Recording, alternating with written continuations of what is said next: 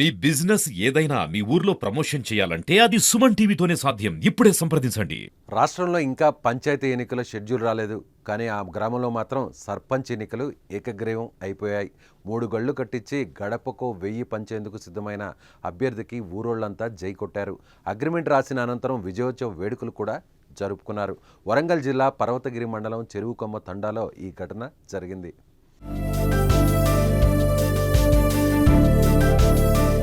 చెరువుకొమ్మ తండాలో దాదాపు 883 మంది జనాభా ఉన్నారు. అందులో 700 మంది పైగా ఓటర్లు ఉన్నారు.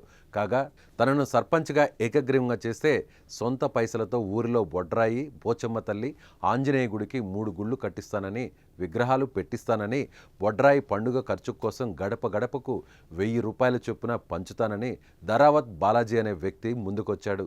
ఇందుకోసం వచ్చే స్థానిక ఎన్నికల్లో ఎవరూ పోటీ చేయకుండా తనను ఏకగ్రీవం చేయాలని కండిషన్ పెట్టాడు.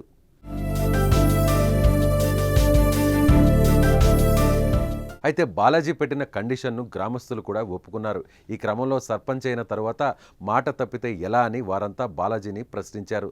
దీంతో ఎన్నికలు రాకముందే ఈ పనులన్నీ పూర్తి చేస్తానని మాటిచ్చాడు. దీంతో గ్రామస్తులంతా సమావేశమై అగ్రిమెంట్ పేపర్ రాసుకున్నారు. ఇందులో సర్పంచ్ అభ్యర్థి, గ్రామస్తులు సంతకాలు పెట్టారు.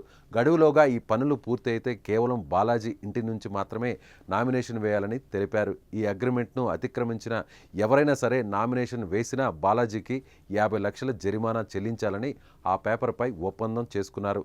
దీనికి ఒప్పంద పత్రంపై ఇరు పక్షాల వారు సంతకాలు చేయగానే సర్పంచ్ అభ్యర్థితో పాటు గ్రామస్తులంతా రంగులు చల్లుకొని వేడుకలు చేసుకున్నారు.